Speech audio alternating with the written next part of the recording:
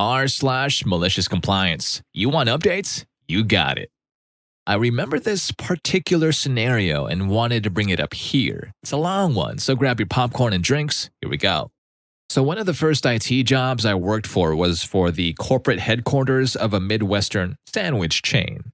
My brother's best friend was the IT manager of this place and was given full reign to hire anyone he wanted. We had previously worked together in another place and he liked my work ethic, so he ended up asking if I'd take the job. Of course, I said yes, since I genuinely enjoyed working alongside this friend and I thought it would be so cool to report to him.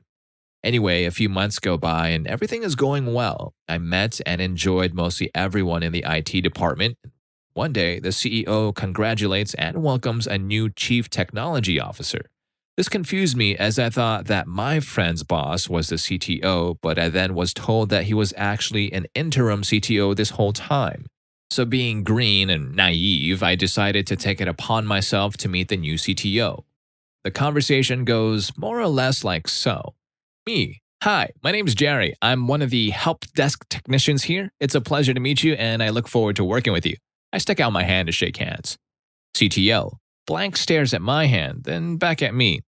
Me. Yeah, so if you need anything or have any questions, I'll do my best to help. CTO. So just because I'm a woman, I need help? And what exactly can a help desk help me with? Don't offer to help unless I ask for it. Got it? My friend saw this and was honestly shocked. To this day, that entire exchange still haunts me. In any case, I moved on and ensured to try to stay out of the CTO's way. I decided I just wanted to do my job and work with my friend. The entire time I worked there, my friend kept me in the loop with all his projects and his work so that I could hopefully be successful in the field. Then one day, when I get to the office, I'm informed that my friend was fired by a demand of the CTO since he was, quote, not meeting expectations, despite all the reports showing that his leadership and changes did in fact yield very high ratings for ticket closures and customer satisfaction. That same day, the CTO comes to the help desk room and walks up to me. She then says, "Hey you worked alongside that manager, right? Well, I'm making you the interim manager since you know most everything he was working on." I felt like this was two slaps to the face, one being that she didn't refer to me by my name, and the other that she gives me my friend's job the same day he was fired. A few weeks go by, and I just experience going to meeting after meeting. I keep getting told that performance ratings and customer satisfaction is dropping. In particular, the biggest gripe that was reported was that work orders were not getting any updates for days on end and that the requesters were beginning to feel that we were ignoring their issues. I tried to reply with a plan that I had to help alleviate this, but the CTO said, "We'll make sure this is fixed," and would not let me speak.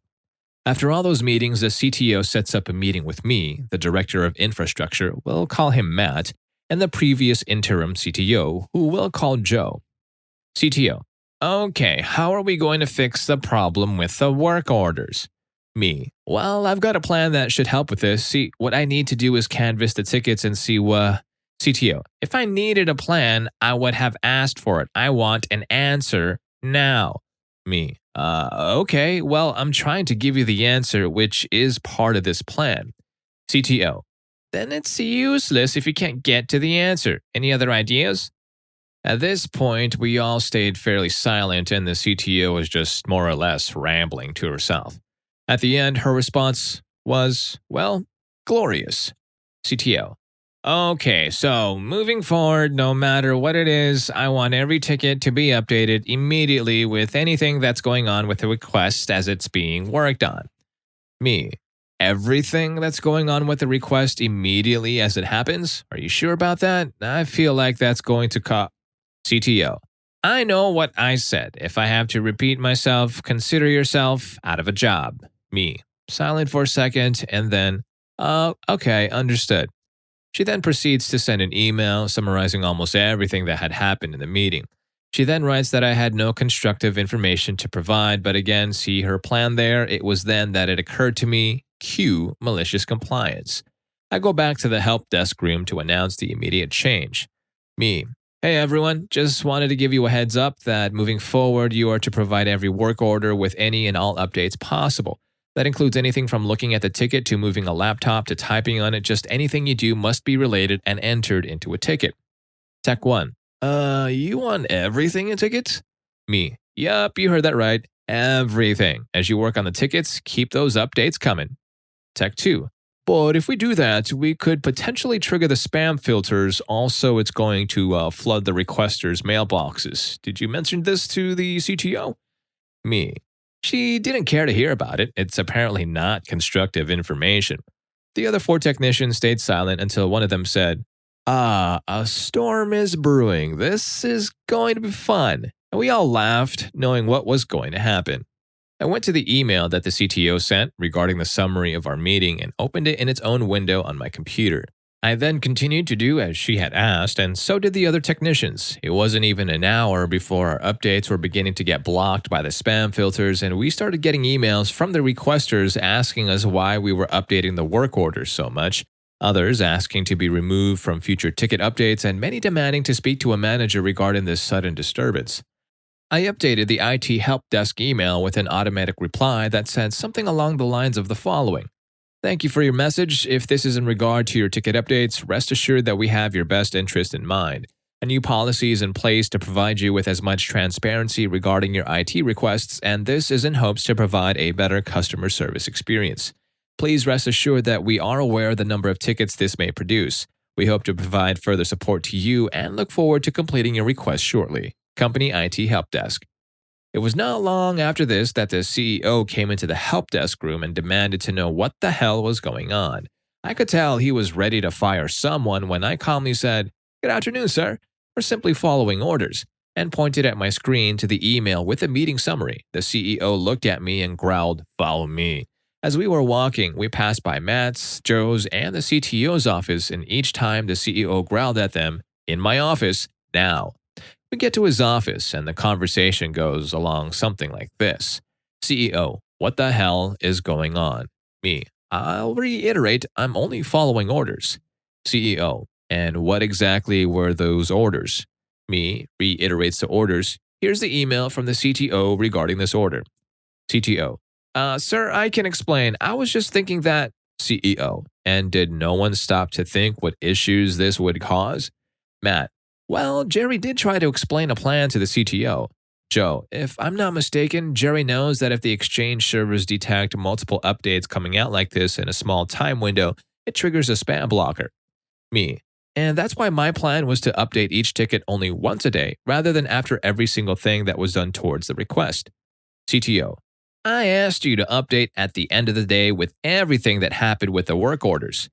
CEO, according to your summary, you did ask for ticket updates as they occurred, and Jerry's team provided this. Why did you not listen to Jerry's plan of action? CTO, well, sir, I've been working in the field since before 2000. What can someone like Jerry provide me with? CEO, well, he can provide you with the information to tell you why your idea has just caused the company a ton of money since now our Exchange server got overloaded. Me, when I was talking about canvassing, I was trying to say that I wanted to reach out to each location's managers to compile a list of tickets to update in a scheduled manner, rather than do them all at once. But since you wouldn't listen to me and even threatened to fire me, I only complied with your plan. CTO, I cannot believe this is happening. Why am I being targeted here? At this point, the CEO asked Matt, Joe, and myself to leave while he had a word with the CTO on what teamwork means. Several minutes later, the network infrastructure team was able to reboot the Exchange servers and remove the IT help desk mailbox from the spam filters. I later provided a mass email update to the organization, apologizing for any inconveniences that were caused and that I would be reaching out to provide planned support. I would soon find out that the CTO was placed on unpaid leave until further investigations were pending. I ended up quitting a few months after that, since after the incident, the CTO was frequently trying to take her grudge out on Joe, Matt, and me. I did leave, reporting the incidents to HR. I did later find out that the CTO was terminated and arrested for embezzlement. For starters, for those who don't believe this is real, there are actually court documents out there regarding the embezzlement issues. I won't link them since I'd rather not get this story traced back to me, but just think really hard of a popular United States Midwestern-based sandwich shop and look for embezzlement. You might find your proof. Another thing for anyone who thinks that I was being respectful towards the CTO in my introduction, no, it was not because of chivalry. I respect everyone equally, despite their status or position or power, I suppose. When I started at this company, everyone was super friendly and genuinely liked working with one another. So greeting new staff in a friendly manner and offering to provide assistance was just a norm. So the fact that she came in with that large of a chip on her shoulder and she further accused me of being sexist really threw me off. Furthermore, to clarify, that experience haunts me every time I speak to any female staff, and thoughts race through my head, making me wonder if what I did or said could be deemed sexist, despite knowing damn well that I'm being respectful and professional. Okay, now for the juicy bits, the embezzlement. When I found out about the embezzlement, I had already jumped ship from the place and moved on to a much better company. At the new company, I actually ended up poaching some of the best staff from the previous company to come work alongside me. Although I had almost no connections left at the Sandwich HQ place, some of the people I had brought over still had quite a number of connections back there. When I left, the company was no longer as friendly as it used to be. It was obvious that it was going down the plate and overall becoming toxic, completely opposite from the image they try to portray. So one day I come into work and one of my buddies just shoots out of his chair, walks over to my desk, opens Google Chrome, typed in a certain set of keywords, hit search, and the top item was the public court documents. I read through it and find out everything. I reached out to Joe to see if he was still there. Sure enough, he had left a few months after the scandal. He informed me of what had happened. So it turns out that Mark and one of his employees were taking money from one of the vendors to be able to basically remain one of the company's utility companies across the US. At this time, the CTO was looking to switch to a different provider, but this particular provider did not want to lose the company since they were their biggest contract. So the CTO made a deal with the head of the provider company where they were suddenly accepting unreported funds. What ended up happening, though, was that one of the employees reported his earnings and his taxes, which somehow ended up going back to the company. Now, I'm not sure about how this worked out. I'm not a tax guy. But then it went to the finance department. This is where I called my contact from the finance department. My contact had told me that she saw the reported income and it did not add up at all. His income basically was doubled, but she worked alongside payroll and they knew his wages. The fact that he reported almost double his income could get both him and the company in serious trouble. So she did the only thing she could do, which was to have an audit done. They reported this to the CEO and agreed to bring in an outside auditor just to avoid any sort of possible conflicts of interest. The auditor then comes back to find where the extra funds came from, being a special contract, with Mark, his employee, and the CTO signing off on it. They worded it very carefully so that it would go under the radar, but the taxes would be charged to the company. A week after the audit, some officials arrived at the company and arrested those 3 individuals. Now, I'm not sure if they served jail time or something, but they sure as hell walked out of there in handcuffs. For those wondering how in the hell the CTO got to her position in the first place, she was friends with the CEO. She apparently is out there still being a CTO to this day. At my current job, one of my coworkers asked me if I knew this person's name, and I kid you not, I was like, how the f do you know her? Only to later find out that coworker worked for the CTO and hated her. My coworker was going through some major issues while at that company, and when she opened up about it, the CTO threatened to fire her as she was just a liability waiting to happen. My coworker is in safe hands now, and she gets the treatment and therapy she needs. Story 2. If you say so, I'll comply. In the end, we all get screwed. Just a tiny bit of pertinent information. In 2014, I had a C-section to bring my son into the world. I was let go from my previous job because they didn't want the liability if something had happened to a pregnant woman on the job. I was rehired by the fast food company where I held my very first job, which is not McDonald's. It's a bit higher price than that, where you could get fried chicken, a hot dog, and a double cheeseburger at the same time. There will be no mention of my child's father because he just wasn't there for us. I lived with my eldest sister, who was more like a mom to me, which is why she is mentioned in this story. She was the person I had with me when I had my C-section. She has been the one there for my son every moment of his life. My doctor said that if I was going back to work before his recommended 4 to 6 weeks of healing time and rest, I had to be on light duty, and that was not to lift more than the weight of my son, which was 6 pounds. The story. I was rehired by a fast food company that was always extremely busy at each major point in the day. Lunch made over $800 between noon and 1 p.m., and dinner made over $700 from 5 p.m. to 6 p.m. Of note, the only reason I was rehired was that the hiring manager loved me to pieces. When I left the first time, she told me I always had a job with her because she loved my work ethic. She said that I was the best worker she'd seen in years. Nobody ever picked up extra shifts as quickly as I did. Nobody cared to learn as fast as I did either. So, since I had previous experience, they wanted me to work the lunch rush, but I begged them to let me work dinner. Dinner would allow me to spend quality time with my newborn, and my sister, who I lived with, would be home from her job to take care of my son while I worked. Now, I started a month after my C-section, right? Wrong. I started 2.5 weeks later. If I didn't, I couldn't be hired. And I had actually gone back to my doctor and asked his office to write a full letter explaining my light duty requirements and took it with me my first day back. I walk into the manager's office expecting to see my hiring manager or at least a manager I recognized. Nope. Enter stupid manager, who had worked as an hourly employee at another location and thought she knew better than everyone. I handed stupid manager my doctor's note and she looked at it like she was holding a dirty baby diaper. I asked her to make sure hiring manager sees it and she doesn't respond. I shrug it off and walk to the back where the break room was. I saw that all my coworkers were the same as last time I'd worked there and they all crowded around me to see baby photos. I was crying the entire time because it felt like a homecoming. It felt like I was finally surrounded by a support system. Until stupid managers screamed that we needed to get to work when there wasn't even a customer. We all scattered like flies and made ourselves look busy. I'd kept my phone in my pocket before clocking in and I periodically checked it, always between customers, to make sure nothing had happened to my son while I was gone. I would think most, maybe not all, managers would have understood that I hadn't been texting, just quickly checking for a new notification, but not stupid manager. She hated it.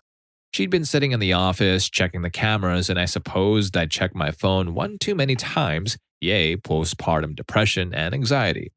The stupid manager came flying around the corner at light speed and stared daggers at me.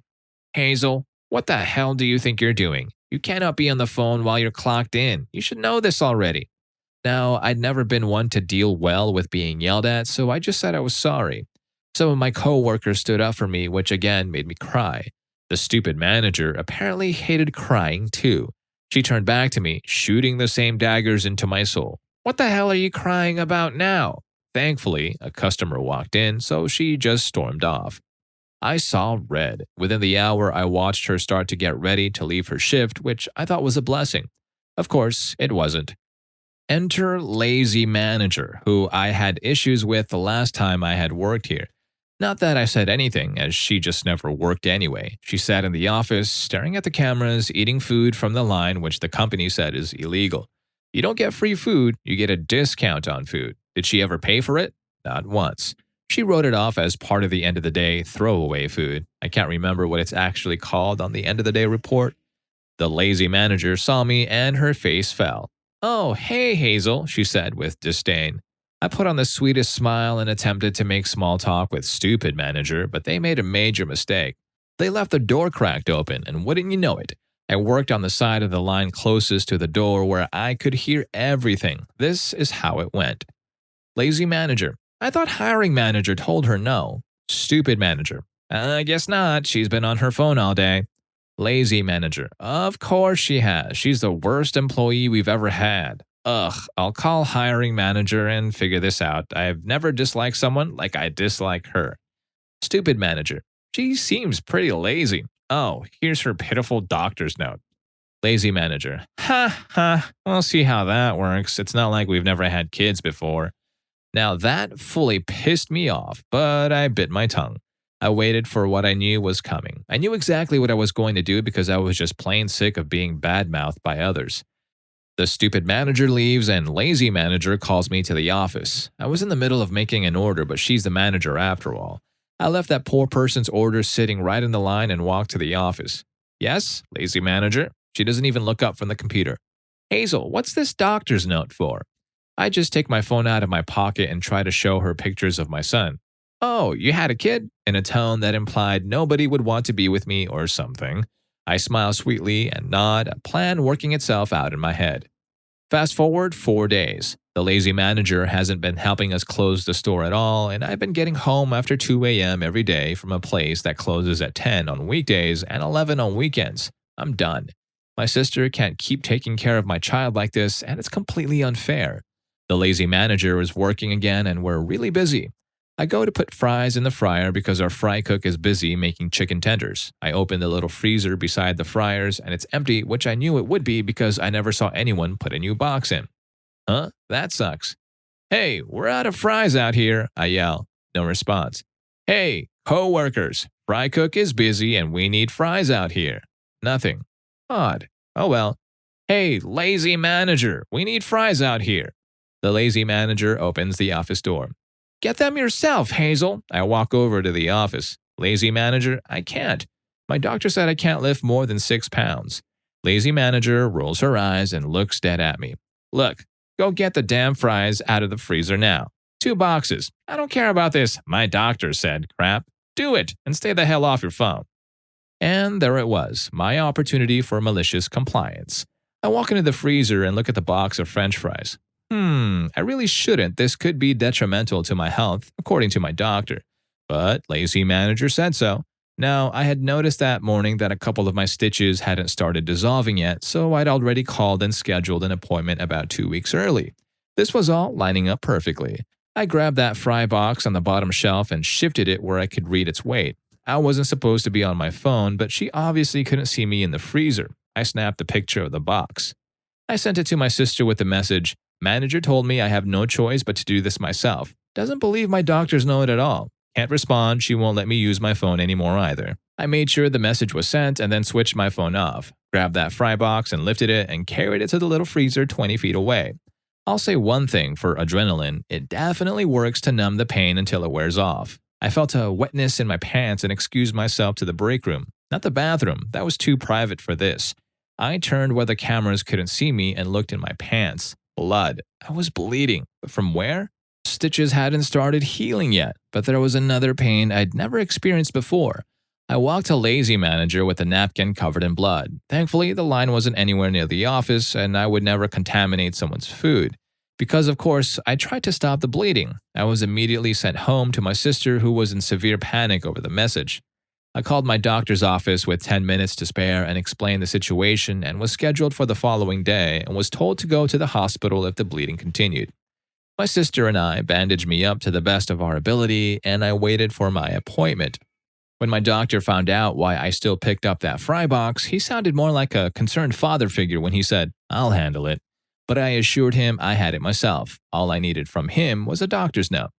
You see, I'd found out that hiring manager, who was also the store manager, who was lined up to become district manager, had come back from vacation.